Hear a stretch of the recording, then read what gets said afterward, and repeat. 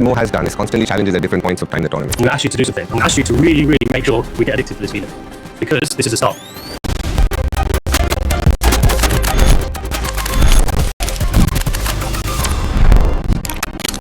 This year at the start it was about winning home games. And we ended up doing that quite nicely. And as we kept moving forward, it got to a stage where there was a good chance that we could come 1 or 2. And we had our sights set on that. Given some of the lessons we learned last year and the fact that we were able to achieve top 2 and see the benefit of it, that naturally became part of our thought process this year. I was expecting halfway through the season we might have to remind the boys and really focus on that, but actually it wasn't required. They've been pretty ambitious all season and we wanted to top the group this year.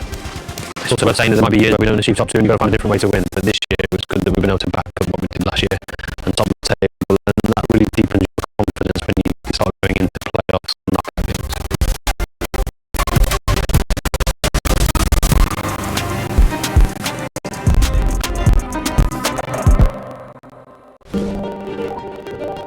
So the SOH game, our last qualifying game where we needed either the points or a certain net run rate situation, made for an interesting conundrum. A, there's an opportunity for us to win the game, but it was a huge total. B, there was a score that was much lesser and we had to play very differently to achieve that. And it was probably the trickiest one for us as a support staff as well. The number 1 spot was important because if there had been rain in Dharamsala, that would have meant if you're number 1, you go straight through to the final. If you're number 2 in the league, you've got to go to Chandigarh and qualify. We decided upon allowing the openers to go out there and be aggressive as if they were chasing 255. But we explained to the middle order that the 166 and 179 steps that we needed to tick off on our way to chasing a bigger target. Rajat led that in a very measured pace in the middle. That would have provided some frustration perhaps in the crowd watching the game. They wanted to see us try to chase 255. But it was a pragmatic approach. In the dressing room wrapping up that evening, we had to address that situation. I know we lost the game, but you did secure us that top position, which if there was rain or something in Dharamsala is quite important. That's not our normal dominant cricket, and it might not have felt brilliant. But that's life. Not everything works out perfectly. We didn't want any negative feeling around the fact that we lost the game or didn't really take on the 255 chase to permeate through the group. And very soon after, everyone was focused on the next game, and the Hyderabad game was in the past and forgotten. The first one was a mountain to climb in 2025. The second one was probably a bit of a hill, but then still you had to climb it and they were confident enough to get it done. When it comes to big games, you need your senior players to stand up and be counted. And someone like Josh Hazelwood, he just knows how to win big tournaments. The body language, the tone that he uses, the language that he uses, come the big moment. He's not going to be someone who talks a lot in every team meeting. But when the playoffs come, he just raises the bar with the way he behaves, with the way he speaks, and most importantly, with the way he bowls in the game. Bhuvneshwar Kumar, Virat Kohli, and definitely Krunal Pandya. These 4 guys have won so many championships. They know how to raise the level. And you want these big boys to step up in the playoffs. And that's what they exactly did.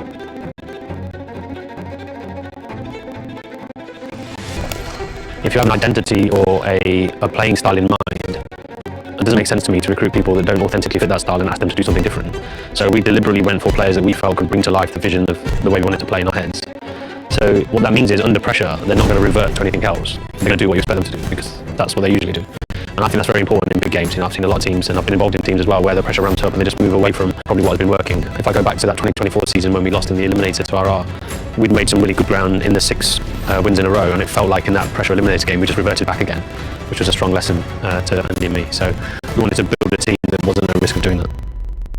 Winning qualifier 1 gives you a significantly better chance of winning the final, just because of freshness going into that final.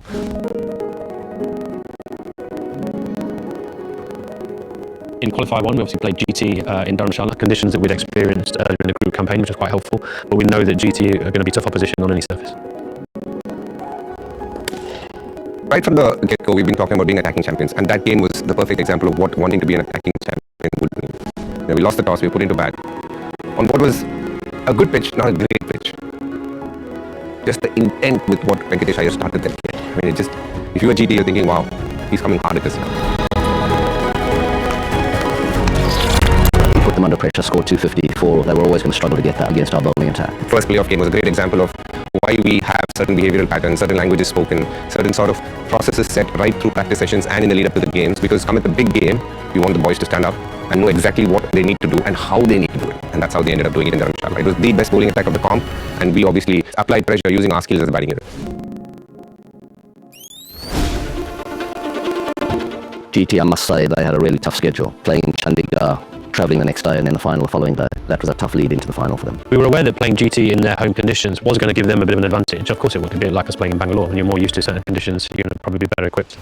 And they've been quite a good team at home as well. But we don't want to be overly focused on their game. We want to focus on ours. And we're confident that if we play the way we want to play against any opposition, we've got a good chance of winning that game.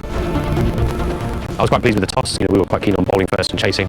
It's always good in a game like a final to understand how the pitch might behave and to understand your relationship with risk in a big pressure game like that.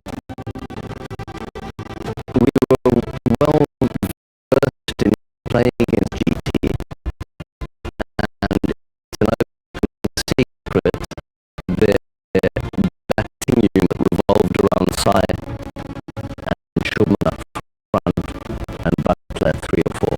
The first challenge would be how do we get rid of these three as early as possible? Ideally in the power play, if not, how early can be. So Freddie Wild, Salvi and the fast bowlers really put their heads together and came up with some good plans to put them under pressure.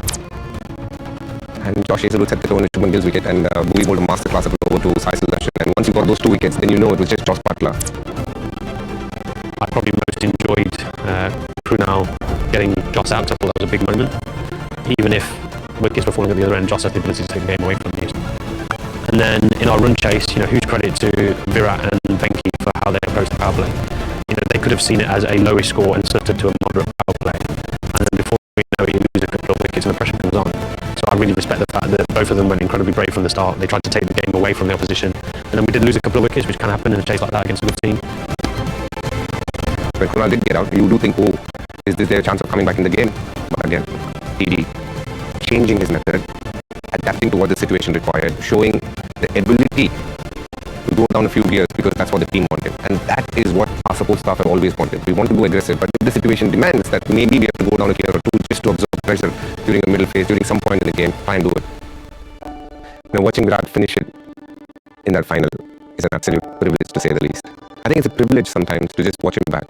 I'm sometimes reticent to say too much about Virat because so many people say so many things about him. But it was special to watch him be not out for our second trophy. If you're coming up against RCB in a final like that, you want Virat Kohli's wicket early. It's as simple as that. For him to know that and still go out there and play with that aggressive intent, notch up his fastest 50 ever in IPL, and then get the job done, as your ball bottom man. It was great to watch him battle through like that on such a hot and humid night where everyone was struggling with the conditions. It's a great lesson for younger players in conditioning and mental strength. It was amazing to see him take on Rabada up front. That flick from probably middle and off over mid-wicket, where his balance and poise and head position were so perfect, was an incredible shot to watch. What a privileged position to watch it all from. And when I went into the first time out, he said, you just tell others I'm going to be here right to the end. And he got the job done.